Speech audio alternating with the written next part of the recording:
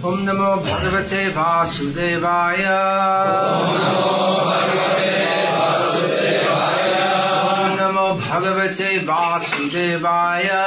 Om Namo Bhagavate Vasudevaya.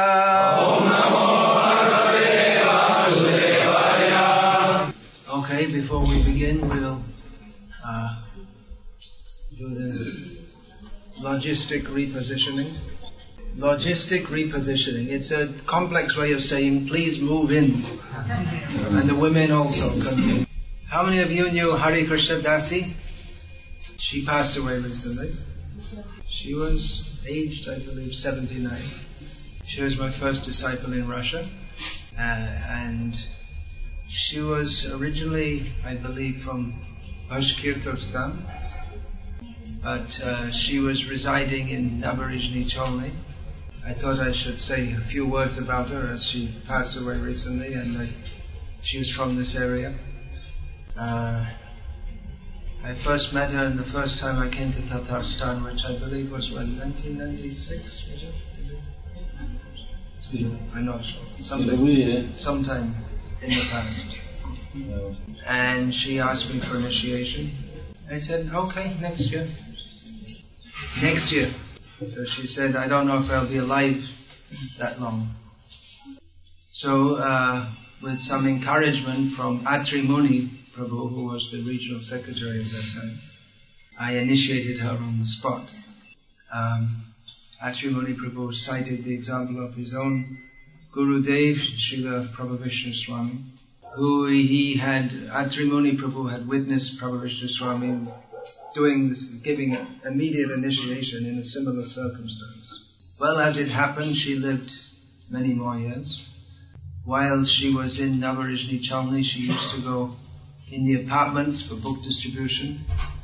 She was quite short-bodied, and she would grab hold of some young boy, some grandson or whatever, and have him carry the books. So probably there are still many books in many apartments in Naberezhny Cholny which she placed there. It's actually the older women, they can distribute many books because people, they don't feel to say no to an older woman. Still in this area there's some culture of respect for elderly people, I think. Is there? Yeah? Not in, if you go further west, there's no such thing. It's a culture of disrespect, mostly. Recently, the head of the US forces in Afghanistan was thrown out of his job for openly insulting the President of the United States. I think in Russia they wouldn't just remove him from the job, they'd court-martial him and send him to Siberia, probably. And in Stalin's time, they'd send you to Siberia in a coffin. So that's actually required, some discipline is required. Anyway, it was supposed to be talking about Hare Krishna Dasi here. She was very self-disciplined. She, after 1 or 2 years after initiation, she came to India, and she resided at the temple of ISKCON in Baroda, in Gujarat, which is a center which I probably spend more time at than any other. There's a big and beautiful temple with spacious grounds, 4 acres of grounds, nice gardens, goshala for the cows. So she lived in a hut there for about 12 years, I guess. And she would make garlands daily for the deities. She would be part of the team of Matajis that would make garlands for the deities. She would always be in Mangalati. I think the only time she missed it was when she was taken to hospital with cerebral malaria. That's malaria. You know what that means? Cerebral malaria. She was always up very early. Now, she couldn't communicate with anyone there.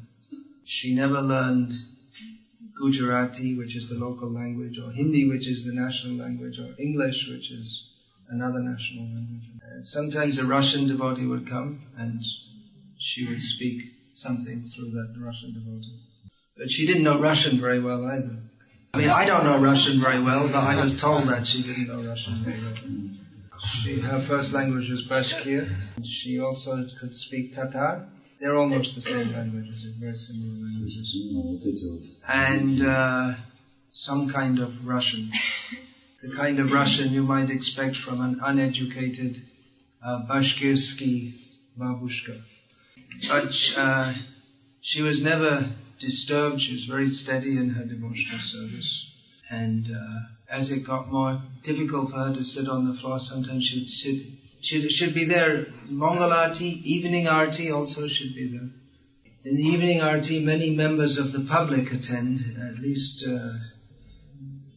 minimum 200 every night. So many people, seeing her as an elderly, saintly woman, would seek her blessings and bow down to her, and she would touch their head. Her daughter was, I believe, initiated before her. Bhavani, is it, or Bhavani? There's two names. One is Bhavani and the other is Bhavani. Anyway, I think she was called here Bhavani. Bhavani. It's easier for us to say like that. It could be either. It could be Bhavani or Bhavani. If you, Gadadhar can explain to you if you don't understand. So, she's disciple of Indrajumna Swami. Her daughter is Indrajumna Swami. Oh, she's a daughter. No. He had a son in his previous life, Gaur Shakti. I don't think he had a daughter. Anyway, well, she is a daughter, a spiritual daughter. Duhovnik Deutsch.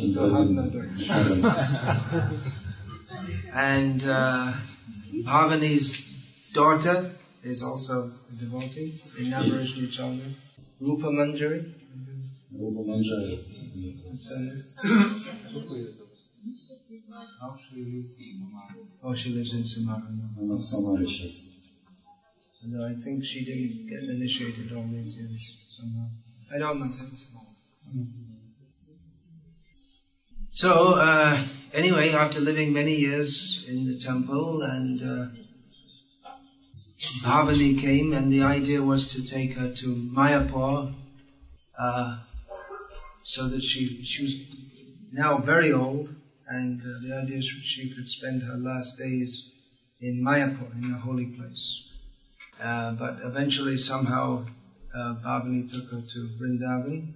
I don't know exactly what happened after that, but shortly after that, I guess Bhavani took her to Russia. She couldn't have come alone. And she passed away on a train between Moscow and Tatarstan, maybe some Kazan or whatever. So, a very good life. No. At least the end of it was good. Those of you who are older can also follow that example. There's no need to stay at home worrying about social affairs and family affairs for all your life. Eventually you can retire and fully engage in Krishna's service and prepare for the most important time in life, which is death. Yang bhavisvaram bhavam tyajante kalevaram tam evaiti kauntaya sadatad bhava bhavitaha. I hope you all know this verse. If you don't, you better learn it quick, because death is just one step behind us. Krishna naam karo bhai ar sab miche palai bare pata nahi jom ache piche. There's a Bengali verse which says that, chant, oh brother, chant the holy name of Krishna. Everything else is meaningless. There's no place to run. Yamaraj is just behind, just waiting behind you. Sometimes you might feel some tap on your shoulder. You turn around, and then he says, my name is Yamaraj, come with me. They may say, well, but I have later, not now. Sorry, sir, you have to come immediately. Don't worry, we'll look after you. We made all arrangements. It's a phone call from Yamaraj.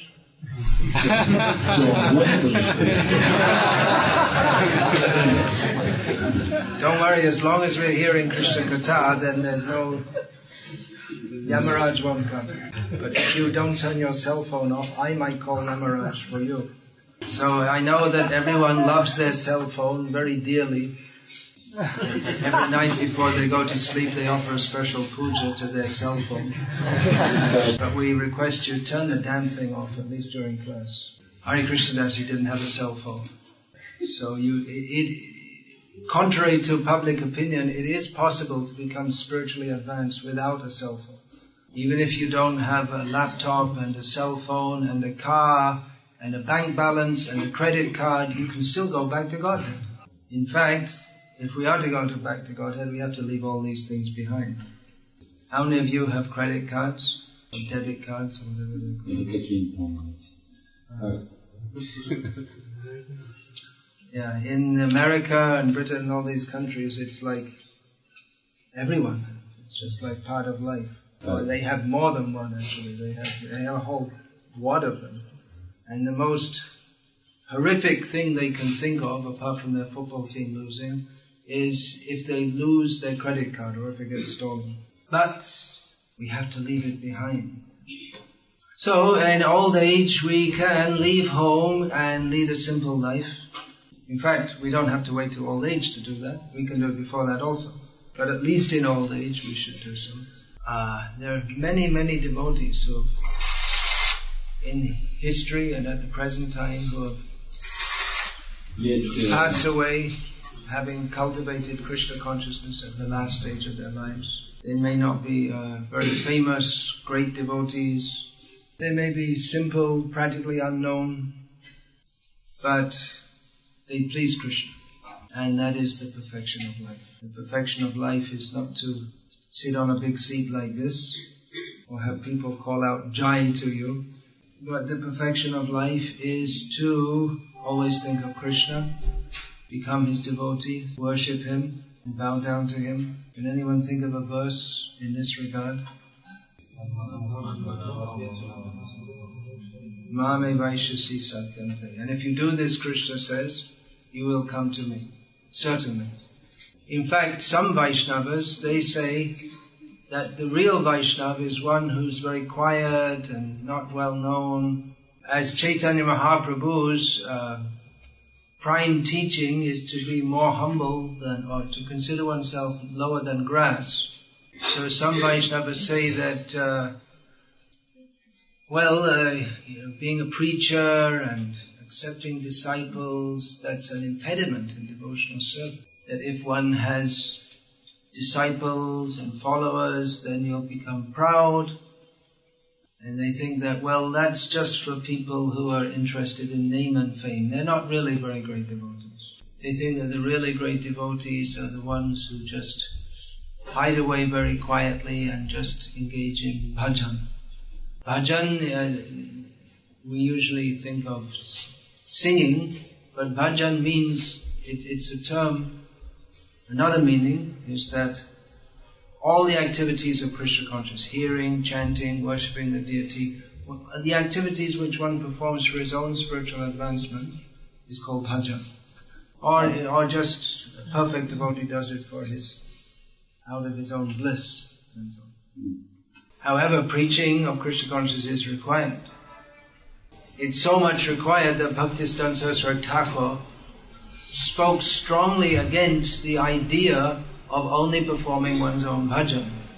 He said that this is a cheating mentality, that the Babaji class who criticized the preachers for being interested in name and fame, but Bhaktisiddhanta Saraswati Thakur said, no, the ones who hide themselves away and chant on their own, they're the ones interested in name and fame. Dushtaman tumi kishe Vaishnava Pratishta tare nirjane Hare Tava Hare Nama Kevala Kaita. Bhaktisiddhanta Saraswati Thakur said, rascal mind, what kind of Vaishnava are you? Simply for name and fame you have gone sitting alone and chanting Harinam. So Bhaktisiddhanta Saraswati Thakur said that one should not think that I am such a high Vaishnava that I should not accept any disciples. Unfortunately, in the editing of Srila Prabhupada's commentary on Chaitanya Charitamrita, the transcriber misunderstood and made some mistake. So instead of stating that one should not think, I am so high, I should not make disciples. It got edited to, one should not make any disciples. Whereas Prabhupada many times told his disciples that they should make disciples. Prabhupada said that all of his disciples should make 10,000 disciples. Then Prabhupada said there will be no shortage of acharyas. The son of Vallabhacharya, Vallabhacharya means there are two Vallabhacharyas. There's one who is in Chaitanya Mahaprabhu's Navadip Lila, and the other is the head of the Vallabh Sampradaya.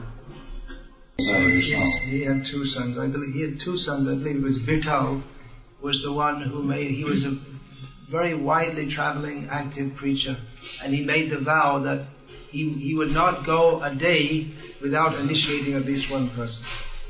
Of course, initiation is not all in all. It's not simply by grabbing someone on the street and smashing a rubber stamp on his head and saying, now you're initiated, that they're going to make spiritual advancement. The people, generally they should come for initiation when they're convinced of the need to serve Krishna. So preaching is required. And as Srila Prabhupada said, preaching means fighting. Prabhupada didn't establish Krishna consciousness all over the world simply by smiling. Generally we like to hear stories of Prabhupada, how he's smiling and telling jokes and being very pleasant with everyone. But actually there are hundreds and thousands of anecdotes of Srila Prabhupada speaking in a manner which might seem harsh or severe. Now the Babaji class would say that that is not proper Vaishnava behavior. The Babajis will say that, well, a saintly person, they just smile and they chant and they tell nice stories and that's it, that's finished. But Prabhupada was fighting for Krishna. That was his humility to do whatever was required to preach Krishna consciousness. Arjuna proposed to be a humble Vaishnava by not fighting. Call Yamaraj.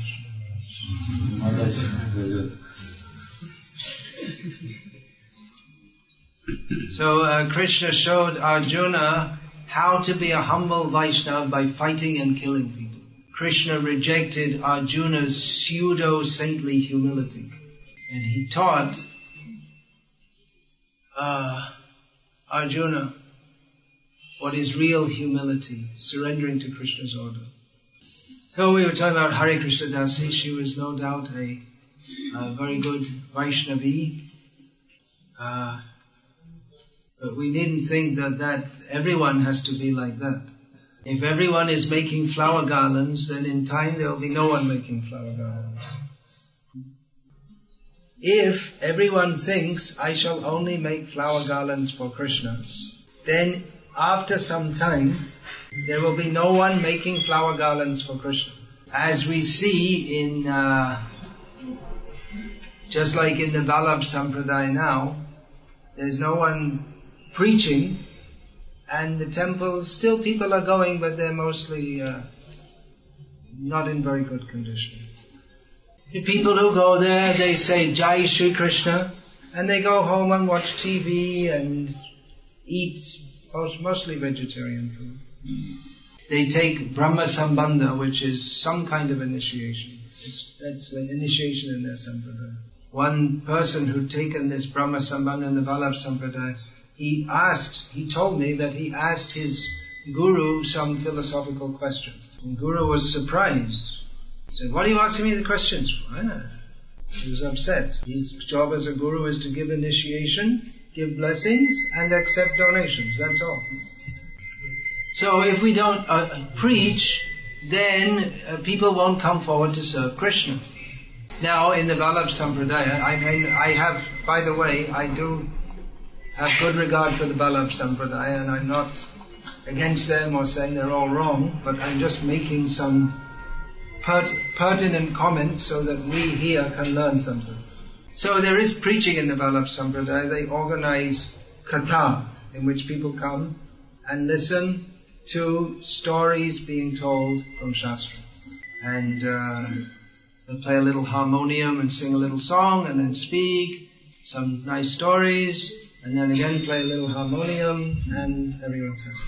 No one's going to quote verses from Bhagavatam such as Labdva sudurlabham midang bahu sambhavante manusham arthadam anityam apihadhira Turnam yateta nafate danuvritya yavan nishrayasaya vishaya khalu sarvatasya. Lord Krishna states that having attained this human form, which is very rare, which lasts very briefly, but which is very valuable because we can pursue spiritual values. Having attained this, a person should do whatever is required that after death he doesn't get born again. One should not be concerned with sense gratification, for sense gratification is available in every species of life. But one should, having attained the human form, one should seek out the highest good. So no one is preaching such verses. No one, the Qatar is there, but no one is preaching Namam dushkritino murha prapadyante naradamaha maya pahrita jnana asurang bhavamashitaha. Krishna says 4 kinds of miscreants do not surrender to me. The foolish, the lowest among men, those whose knowledge is stolen by illusion, and the out-and-out demons.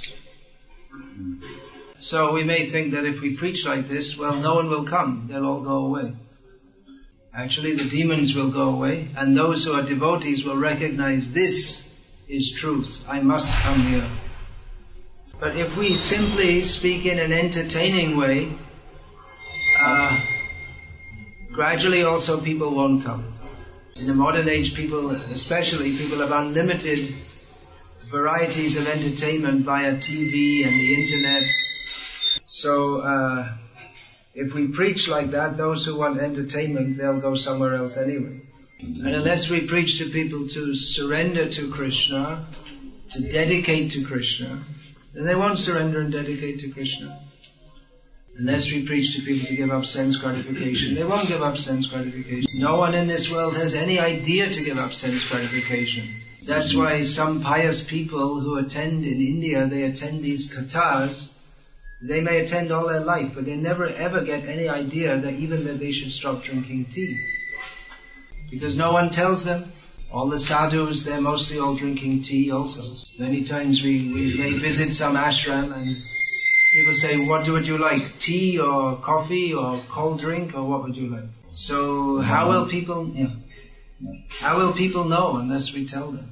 So what happens is that if we only speak in a way to entertain people, we only get shallow people. We ourselves are shallow. And then what happens, no one is convinced to serve Krishna. Or they may serve only for money, which is, just a job.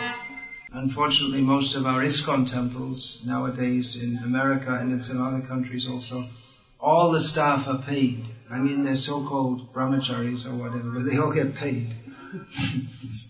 There are many Russians also, at least there used to be in America. They go, they get paid and then they get resident status and then they go get another job outside which pays them more money. So they made their lives successful. Prabhupada came to the West and spread Krishna consciousness. And eventually devotees in Russia took it up, risking their lives. All this great knowledge is coming down from Vikasa. All these great acharyas are helping me so that I could leave Russia, go to America and get a job in a factory earning more money than I would in Kazan. And no one is making garlands for Krishna unless you pay them. So apart from very sincere devotees like Hare Krishna devotee who are making garlands for Krishna, we also need very sincere devotees to go out and speak the message of Bhagavad Gita as it is, without changing it. We have to be convinced of the message of Bhagavad Gita as it is. Then we can convince others. So if we actually take up Krishna consciousness, then we become very strong-minded. We have to be strong-minded, otherwise we can't preach Krishna consciousness as it is. We can't even practice Krishna consciousness properly. Because people around us will say, what's this? Why are you vegetarian? Why are you not enjoying your life? I think still in Russia there's a lot of, most people, they think vegetarianism is something a little strange. Huh? Not Russian. You can't be a proper Russian. It's like, it's subversive. Or, you know what that means? Subversive. You know, it means that you're quietly working against the state, or you're quietly trying to bring down the system. If you don't drink alcohol, have illicit sex and eat meat, that means you're a very dangerous person actually. So even to practice Krishna consciousness, one requires to be strong-minded. Of course, there can be a problem with that also, because especially considering that it's Kali Yuga, the age of quarrel, that when strong-minded people get together, there can be clash. And we often see that among devotees. There can be some kind of intense people, they come together and there's some kind of misunderstanding or clash. In fact, the GBC meetings used to be famous for like the, you could say the highly spirited interaction. There was, that's a euphemistic way of putting it. Do you have that word in Russian? Euphemistic? You say politely. You might say a husband and wife are not getting on well together, which means they're pulling each other's hair out every day. But strong-mindedness is needed. To preach strongly, we need people who are strongly convinced and strongly committed. And often strongly minded people, they don't get on together very well. Even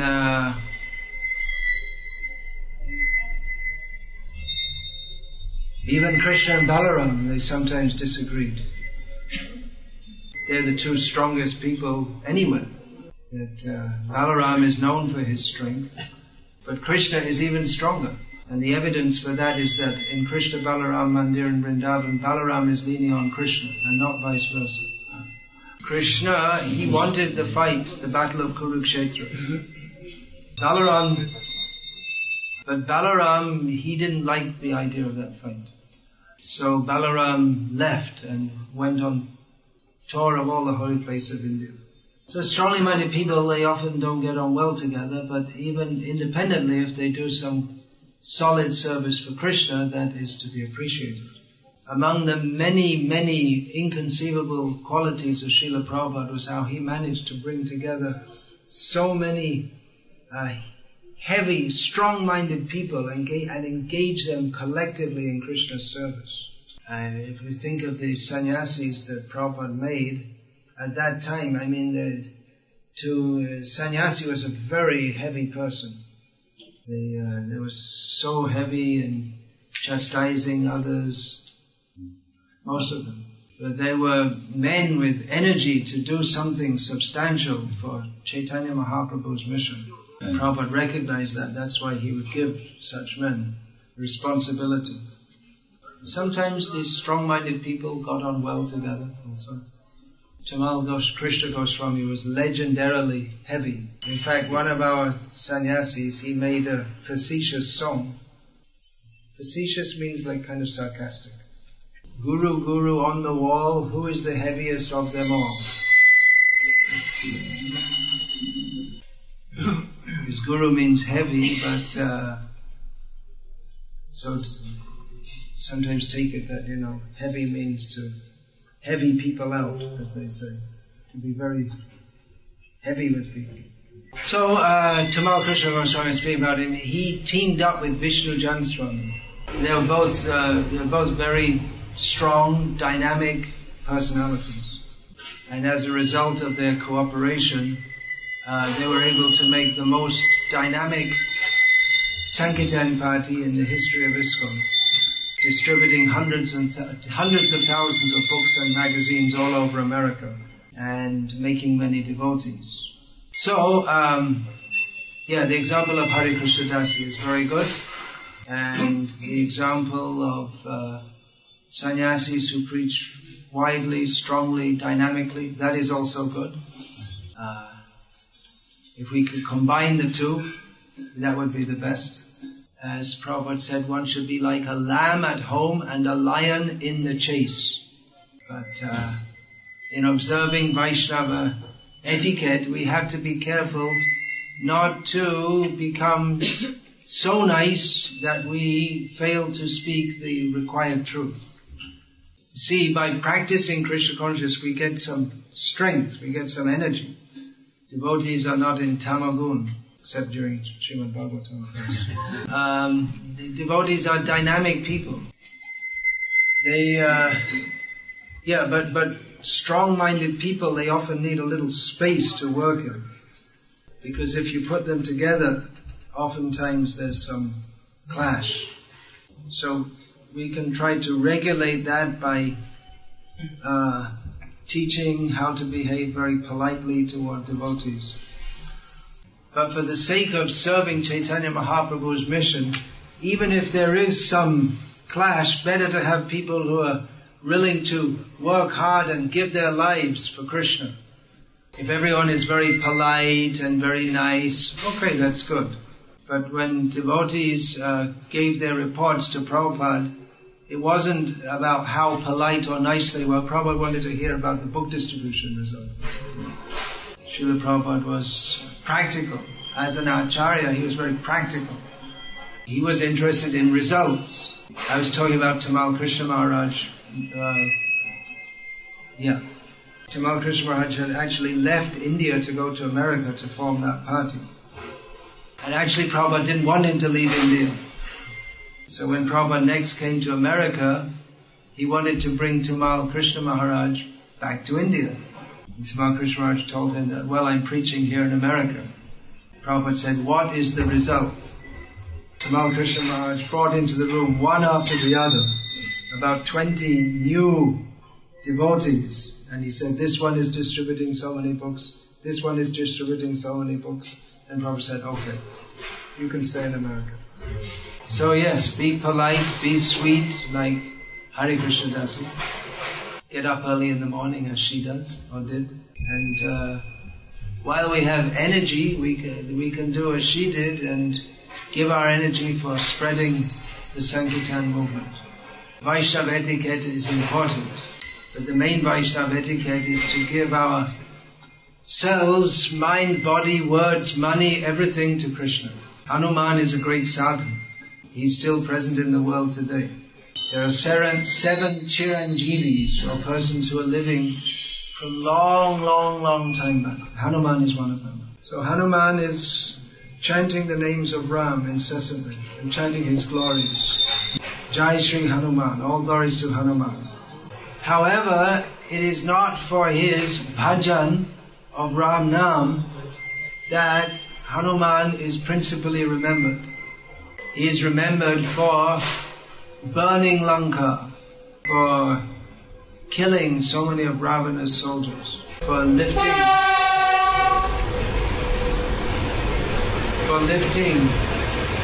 Rama and Lakshman from below the earth, from the face of Mahi Ravana. It's a long train.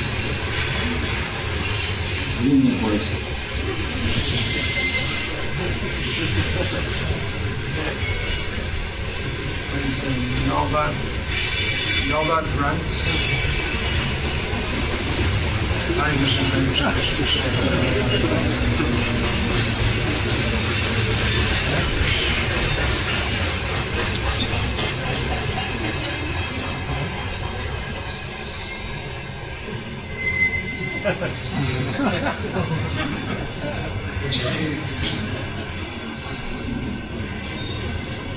All right.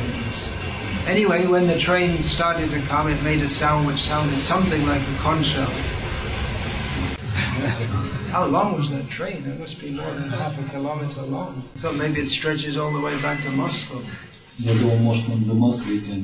Anyway, it made it sound like a conch shell, and I guess we can take that as a sign that I should finish the class. То есть он продудел как будто раковина с алтаря, и поэтому я думаю, что это знак, что пора кончать.